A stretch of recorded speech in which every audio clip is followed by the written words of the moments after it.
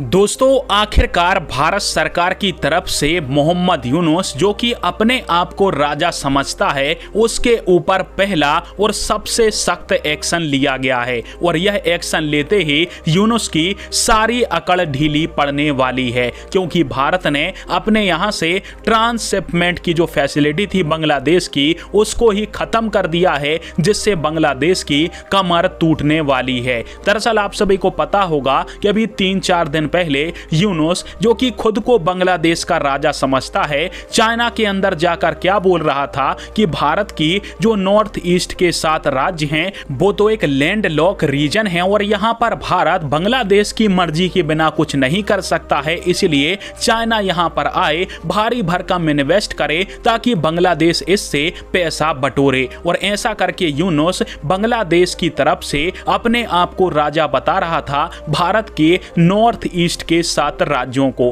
अब भारत ने इन राजा साहब की राजाशाही अभी 4 दिन में ही निकाल के रख दी है, क्योंकि भारत ने बांग्लादेश और भारत के बीच में जो ट्रांसशिपमेंट की फैसिलिटी थी उसको ही रद्द कर दिया है, जिससे यूनुस को अब लेने के देने पड़ जाएंगे। इसके साथ साथ यूनुस जो अभी घुटनों के ऊपर आया हुआ है, अपना एक्सपोर्ट बढ़ाना चाह रहा है दुनिया भर को, उसको भी एक तगड़ा झटका इस समय लग चुका है। दरअसल स्क्रीन के ऊपर आप सभी देख सकते हो, यह है हमारा प्यारा भारत। अब बांग्लादेश की बात करें तो यह ट्रांसशिपमेंट फैसिलिटी कुछ इस प्रकार से काम करती थी कि बांग्लादेश का माल नेपाल जाना है या फिर भूटान जाना है या फिर म्यांमार ही क्यों ना जाना हो, तो इसके लिए बांग्लादेश भारत की जमीन का इस्तेमाल कर सकता था और भारत से होते हुए यह सारा माल नेपाल, भूटान और म्यांमार तक पहुंच जाता था। अब वैसे बांग्लादेश चाहता तो म्यांमार के साथ सिर्फ के माध्यम से जलीय व्यापार भी कर सकता था, परंतु अधिकांशतः व्यापार भारत से होते हुए ही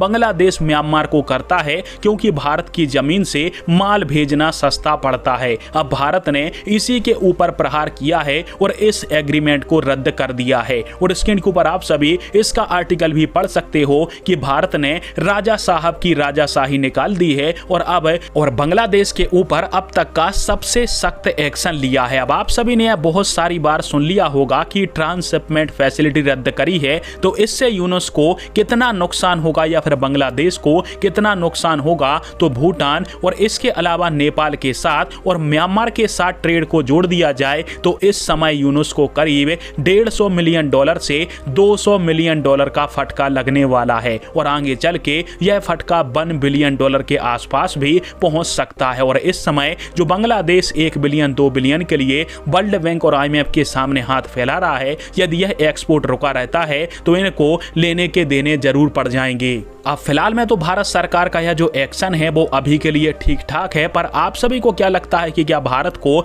यूनुस सरकार के खिलाफ और सख्त से सख्त कदम उठाने चाहिए ताकि इनकी अकड़ टूट जाए और अकल ठिकाने आ जाए? नीचे कमेंट करके जरूर बताएं। जय हिंद, वंदे मातरम।